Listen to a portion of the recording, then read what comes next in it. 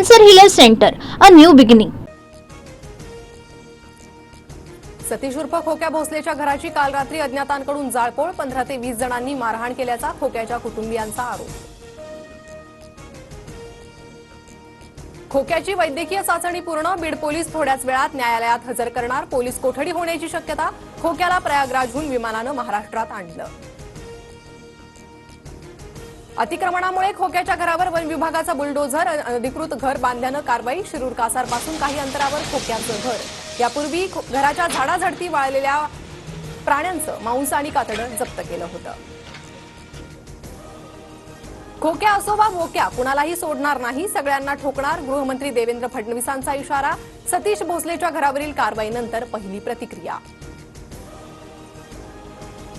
सतीश भोसलेनं कायदा हातात घेऊन ज्या चुका केल्या त्यासाठी कायद्यानं शिक्षा द्या, पण परिवाराची काय चूक, घर का जाळलं? अंजली दमानी यांचा ट्विट करत संताप. आमच्याकडे या, आम्ही पाठिंबा देऊ. नाना पटोलेंची एकनाथ शिंदे आणि अजितदादांना मुख्यमंत्रीपदाची ऑफर. महायुतीत ऑफर करता नाही तर विकासाकरता काम. नाना पटोलेंनी विरोधी पक्ष म्हणून चांगलं काम करावं आणि जनतेचा विश्वास मिळवावा. चंद्रशेखर बावनकुळेंचा सल्ला. विधानसभा विरोधी पक्षनेते पदासाठी भास्कर जाधव आग्रही. अधिवेशन संपण्याच्या 2 दिवस आधी पद मिळणार, भास्कर जाधवांना विश्वास. देशभरात धुळवडीचा उत्साह, रंगांची उधळण करत तरुणाई थिरकली. कुठे पर्यावरणपूरक तर कुठे पारंपरिक नृत्यानं होळी साजरी. कोकणात शिमगोत्सवाची सुरुवात.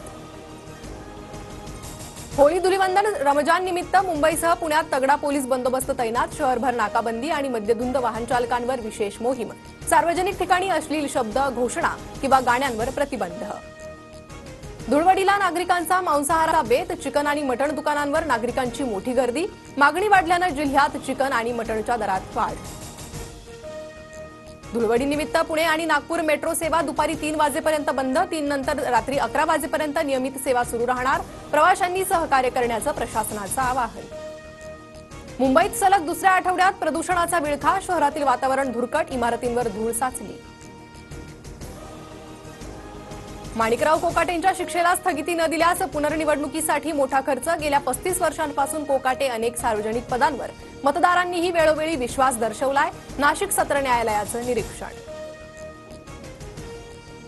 शरद पवारांच्या राष्ट्रवादीत लवकरच भूकंप. जयंत पाटील अजित पवारांच्या राष्ट्रवादीत दिसतील. मंत्री संजय शिरसाट यांचा दावा.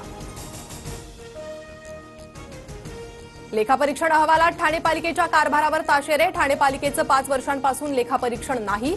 3 अब्ज 37 कोटी 53 लाख रुपयांचा हिशोब मिळत नसल्याचा आरोप.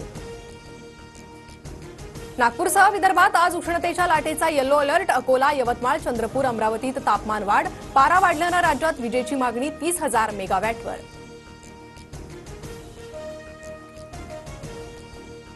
Cancer Healer Center, a new beginning.